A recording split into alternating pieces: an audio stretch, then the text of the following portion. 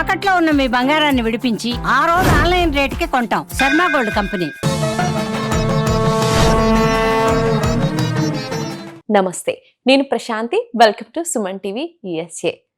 అమెరికాలో ఉన్నటువంటి తెలుగు ప్రజలకు ధర్మ సందేహాలను నివృత్తి చేయడానికి, అలాగే మనం ఇక్కడ ఎలాంటి పూజా కార్యక్రమాలు చేసుకోవాలన్నా, హోమాలు చేసుకోవాలన్నా ఇండియా వెళ్ళడం వీలు పడదు. కాబట్టి మనకి ప్రత్యేకంగా ఇండియా నుంచి అమెరికా వరకు గురువుగారు రావడం జరిగింది. ఈరోజు మనతో పాటు ఉన్నారు భారతీ శంకరపీఠం వ్యవస్థాపకులు తిరుపతి మూర్తి అవధాని గురువుగారు. ఆయనతో మాట్లాడదాం, మరిన్ని విషయాలు తెలుసుకుందాం.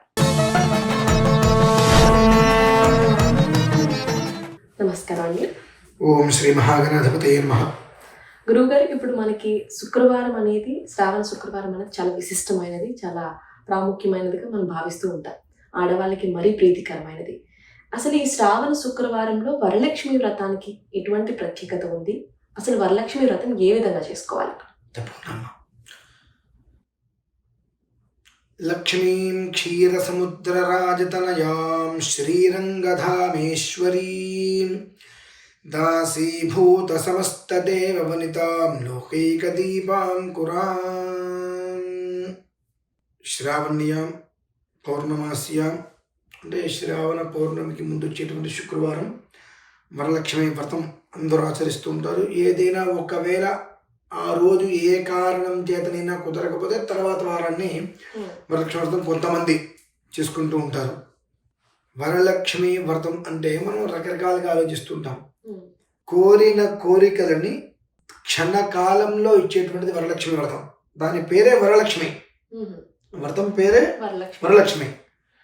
వందే పద్మకరాం ప్రసన్నవదనాం సౌభాగ్యదాం భాగ్యదాం.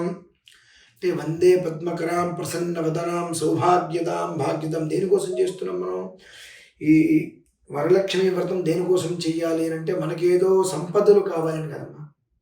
అంతకు మించినటువంటిది ఐశ్వర్యం. ఐశ్వర్యం అనగానే చాలా మంది ఇప్పుడు ఏమనుకుంటారంటే, గురుగారు సంపదలు వద్దు అంటున్నారు, ఐశ్వర్యం అంటున్నారు, ఏమిటి అని అంటారు. ఐశ్వర్యము అంటే స్త్రీకి 5 ఉండటం, అంటే మాంగళ్య బలాన్ని ఐశ్వర్యం అంటారమ్మా. డబ్బు కూడా అంటారు. అంటే వాడుక బదులు ఐశ్వర్యం అంటే డబ్బే. కానీ ఐశ్వర్యము అంటే ఇది లేదు అనేటువంటి పదం అక్కడ ఉండదు. సమృద్ధిగా స్త్రీకి కావాల్సినటువంటి నుదుటిన బొట్టు కావచ్చు, గాజులు కావచ్చు, తలలో పూలు కావచ్చు, మంగళసూత్రం కావచ్చు, కాలికి మెట్టెలు కావచ్చు, ఇటువంటివి ఏవైతే ఉంటాయో 5 సౌభాగ్యములు, పంచ సౌభాగ్యములు అంటారు. ఇవన్నీ తృప్తిగా ఉంటేనే ఐశ్వర్యం.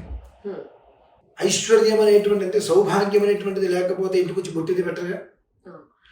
డబ్బు ఉన్నా లేకపోయినా సుమంగలిగా కనిపిస్తూ బొట్టు పెడతారు. దానికి మించినటువంటి ఐశ్వర్యం ఇంకొకటి లేదు. కాకపోతే ఈ ఐశ్వర్యం అనేటువంటి పదానికి లేదు అనేటువంటి మాట ఉండదు, అమ్మవారి ఇస్తుందండి. ఇది కూడా కొంతమంది ఎలా ఉంటుందంటే, మా శ్రావణ మంగళవారం లాగా ఖచ్చితంగా ఇన్ని శుక్రవారాలు చేసుకోవాలి. కొంతమంది 4 శుక్రవారాలు చేసుకుంటూ ఉంటారు, 5 వస్తే 5 చేసుకుంటూ ఉంటారు. ఏంటంటే వరలక్ష్మి అమ్మ వరములు ఇవ్వు అందరూ చెప్పబడి ఉంటుంది, కథ ఉంటుంది. ఆ కథలో ఏదైతే ఉన్నదో ఆ విధానాన్ని అనుసరించి మనం చెయ్యట్లా. ఇక్కడ ఏం చెప్పారంటే అమ్మవారు, గొప్పతనానికి వెళ్ళవద్దు, అప్పు చేయవద్దు, నీకు ఉన్న దాంట్లో పెట్టగలిగిన స్తోమత ఏదైతే ఉంటుందో అదే పెట్టు, పెట్టిన నీకు చేసుకుంటున్న నాకు తెలియాలి అని అమ్మవారు చెప్తే, మనం ఏం చేస్తున్నామంటే వరలక్ష్మి వ్రతం అంటే ఈ మాట నేను ఎందుకు చెప్పాల్సి వస్తుందంటే, అమ్మా అదేంటండి గురుగారు మీరేమో వరలక్ష్మి వ్రతం చేస్తే అమ్మవారు వరం ఇస్తుంది, ఐశ్వర్యాన్ని ఇస్తుందని అంటున్నారు, కానీ ఇన్ని సంవత్సరాల నుంచి మేము చేస్తూనే ఉన్నాము, కానీ మాకు ఆ వరం ఎందుకు అందట్లేదు అనుకున్న వాళ్ళు చాలామంది ఉంటారు. ఆ బాధ పడుతున్న వాళ్ళు ఎంతోమంది ఉన్నారు. వారి కోసం ఇస్తున్నానమ్మా. ఏదైతే ఇందులో వాస్తవికతగా చెప్పబడి ఉన్నదో ఆరాధన అమ్మవారికి నాకు, అమ్మవారికి మీకు మాత్రమే తెలియాలి. కానీ దాన్ని పక్కన పెట్టి కొంతమంది ఈ వరలక్ష్మి వ్రతాన్ని కూడా ఒక పెద్ద హాల్ లాంటిది తీసేసుకొని సామూహికం చేస్తున్నారు. సామూహికం చేసేస్తే ఎవరింట్లో వాళ్ళు ఎందుకు చేసుకోవాలి వరలక్ష్మి వ్రతం? దానికి కొన్ని ప్రత్యేకమైన కారణాలు, విధానాలు చెప్పబడి ఉన్నాయి కొన్ని సంవత్సరాల నుంచి, వేల సంవత్సరాలుగా.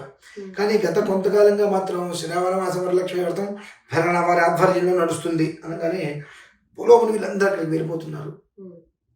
విడిపోతే నువ్వు ఇంట్లో చేయవలసింది ధర్మయుక్తంగా ఇంట్లో చేయకుండా బయటికి వెళ్ళి 10 మందిలో కూర్చొని నువ్వు చేస్తున్నావు. ఎలా చేస్తున్నావు? నీ ఆర్భాటం, నీ ఆహార్యాన్ని అక్కడ ప్రదర్శన. అంటే నేను వెండి చెంబు తీసుకొస్తా, నేను బంగారపు కలశం తీసుకొస్తా, నా దగ్గర వెండి ఇవే మనం చూపిస్తున్నాను తప్పితే భక్తి మార్గం అనేటువంటిది లేదు. ఎప్పుడైతే గడప దాటి నువ్వు బయటికి వెళ్ళి పూజ చేస్తున్నావో అది అసలు వ్రతం కింద లెక్క రాదు. ఏదో మొహమాటం కోసం చేసుకుంటున్నావు. నీ వ్రతం అనేటువంటిది ఏ విధానం చెప్పబడి ఉన్నది? ఆ కల్పం పుస్తకం తీసుకుంటే కల్పంలో కథలో చక్కగా స్పష్టంగా ప్రతి అక్షరము ఇచ్చారు. ఏ రకంగా చేసుకోమ్మా, ఖర్చు ఉండదు. కానీ మనం ఎప్పుడైతే కనుక వైదికం అనేటువంటి విషయాన్ని పక్కన పెట్టి వైభవ ధోరణిలో వెళ్తున్నామో ఇక్కడ వరలక్ష్మి వ్రతం మనం చేయట్లా. ఇప్పుడు చాలా మంది చూసుకున్నట్లయితే తాంబూలానికి పిలుస్తూ ఉంటారు. ఆ తాంబూలం ఇవ్వడం మనకి చీరలు, పసుపు, కుంకుమ, ఒక జాకెట్ ముక్క, శనగలు. కానీ అదే దాని వరకే వస్తున్నారన్నమాట. దాని గురించి ఇప్పుడు శ్రావణ శుక్రవారం పిలవంగానే ఏవో గిఫ్ట్లు, రిటర్న్ గిఫ్ట్స్, బాక్సులు. నాకు అర్థం కాదు ఏమిటి ఇవన్నీ, ఎక్కడి నుంచి వచ్చినాయి అంటే సంబంధం లేని ఒక సాంప్రదాయాన్ని తీసుకొచ్చి చక్కగా ఉన్నటువంటి వైదిక సాంప్రదాయాన్ని భ్రష్టత్వం చెందించిన తర్వాత ఎన్ని పూజలు చేస్తే మాత్రం నీకు ఫలితం ఎందుకు వస్తుందండి? కాబట్టి ఆ అనవసరమైన ప్రక్రియ రిటర్న్ గిఫ్ట్లు ఈ టీవీలో కూడా చూస్తూ ఉంటాం. వరలక్ష్మి వ్రతానికి వాళ్ళ ఇంటికి వెళ్ళామంటూ మాకు గిఫ్ట్ తీసుకెళ్తే మాకు గిఫ్ట్ అంటే గిఫ్ట్ల కోసం వరలక్ష్మి వ్రతం చేస్తున్నారా? ఆవిడ అనుగ్రహం మనకు కావాలి. నేను గిఫ్ట్ ఇచ్చి మీరు నాకు గిఫ్ట్ ఇస్తే అది వరలక్ష్మి వ్రతం ఎందుకు అవుతుంది? అసలు గిఫ్ట్ అంటే రిటర్న్ గిఫ్ట్ వ్రతం. దాన్ని నువ్వు చేస్తే ఎంత, చేయకపోతే ఎంత. ఇటువంటివి చేసి ఎంతటి పాపాన్ని మూట కట్టుకుంటామమ్మా. ఇటువంటి దౌర్భాగ్యమైనటువంటి పనులను మానవేసి కల్పసూత్ర విహితానుసారంగా ఏదైతే చెప్పబడి ఉన్నదో ఆ రకంగా ప్రశాంతంగా చేసుకో. ఈ సంవత్సరానికి వచ్చే సంవత్సరానికి కనిపించే వృద్ధిని నువ్వు చూడగలుగుతావు. వృద్ధి అంటే ఏంటి? పేదరికంలో ఉన్నవాడు ఇంకా పేదరికంలోకి వెళ్ళడం కాదు. కష్టపడేవాడి ఈ సంవత్సరంలో కల్పసూత్ర విహితానుసారంగా ఆ వ్రతాన్ని ఆచరిస్తే వచ్చే సంవత్సరానికి మెండుగా నిలబడి ఉంటాడు.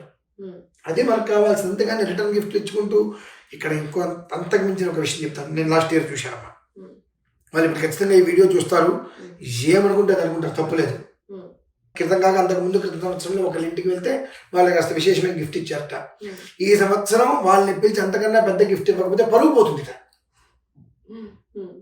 నువ్వు వరలక్ష్మి వ్రతం పరుగు కోసం చేస్తున్నావా, పుణ్యం కోసం చేస్తున్నావా, సౌభాగ్యం కోసం చేస్తున్నావా? నువ్వు పరుగు కోసం చేస్తున్నావు. నువ్వు పరుగు కోసం వ్రతాలు చేసుకుంటూ నాకు పుణ్యం రాలేదు, నాకు ఐశ్వర్యం రాలేదు, నాకు ఈ కష్టం కలిగిందంటే దానికి ఎవరు బాధ్యులు? చేతులు నిప్పు దగ్గర తీసుకెళ్తున్నా ఆయన కాలుతుంది అంటారు. మనం ఏమంటారు? ఎట్లా కాలుతుందో చూస్తాను చెప్పి నిప్పులో చేయి పెడతాను, అయ్యో నాకు చేయి కాలిందంటే ఎట్లా మాది? ఇటువంటివి చూశాను నేను. జాగ్రత్తగా గుర్తుపెట్టుకోండి మా. వరలక్ష్మి వ్రతం అనేటువంటిది నా ఇంటికో మీ ఇంటికి వస్తే పరువుకు సంబంధించింది కాదు, గిఫ్ట్లకు సంబంధించి కాదు. మాంగళ్యం, సౌభాగ్యం అనేటువంటి దాన్ని సాగ్ర వర్ష శతపర్యంతం వృద్ధి చెందించేటువంటిదే వరలక్ష్మి వ్రతం. ఐశ్వర్యం అంటారు దాన్ని, అపరిమితంగా ఉండేటువంటిది. దానికోసం వరలక్ష్మి వ్రతం చేయాలి. కానీ రిటర్న్ గిఫ్ట్ల కోసమో పరువు పోతుందో అంతకన్నా పెద్ద పెద్దవి చేయకపోతే వాళ్ళు చేశారు కాబట్టి మనం చెయ్యాలి, వాళ్ళకన్నా ఎక్కువ ఖర్చు పెట్టాలి, ఇది కాదమ్మా కావాల్సింది. ఎక్కడో ఒక 10 మంది కూర్చొని ఒక సత్రం తీసేసుకొని అక్కడ మనం చేస్తున్నాం, అది కాదు వరలక్ష్మి వ్రతం. నీ ఇంట్లో నువ్వు కూర్చొని చేసుకునేటువంటిదే వరలక్ష్మి వ్రతం. కాబట్టి దాన్ని భ్రష్టత్వం చెందించకుండా దానికి చెప్పినటువంటి విధానాన్ని అనుసరించినట్టు జీవితం క్షేమంగా సుఖంగా ఉంటుందమ్మా. ఇప్పుడు అమెరికాలో ఉన్న వాళ్ళు మన అక్కడ చేసుకునే వాళ్ళ ఆడవాళ్ళందరికీ కూడా మీరు ఏం చెప్పాలనుకుంటున్నారు? అంటే ఏ విధంగా చేసుకుని, ఇప్పుడు మీరు అన్నట్టుగా రిటర్న్ గిఫ్ట్స్ ఈ యొక్క ఆర్భాటాలు పెరిగిపోయినాయి, అలా కాకుండా ఇక్కడ ఉన్న వాళ్ళు అమెరికాలో ఉన్నటువంటి నేను వాళ్ళందరూ చూస్తానంటే తాత్కాలికంగా వరలక్ష్మి వ్రతాన్ని ఒక విధానాన్ని చేసి వీడియో చేసి చూపిద్దామమ్మా. ఒక వారం రోజుల టైం ఉంది కాబట్టి ఆ వరలక్ష్మి వ్రత విధానం ఎట్లా ఏంటి అనేటువంటి చక్కగా వీడియో తీసి చూపిస్తే ఆ విధానాన్ని అనుసరిస్తే అందరూ క్షేమంగా ఉంటారమ్మా. అది పరిస్థితి. ధన్యవాదాలండి, చాలా చక్కగా వివరించారు. చూసారు కదా. అలాగే గురువు గారిని వ్యక్తిగతంగా కలవాలి అనుకుంటే స్క్రీన్ పై కనిపిస్తున్న నెంబర్కి కాల్ చేయొచ్చు. అలాగే గురువు గారిని అపాయింట్మెంట్ కూడా తీసుకోవాలనుకుంటే స్క్రీన్ పై కనిపిస్తున్న నెంబర్కి కాల్ చేసి సంప్రదించగలరు.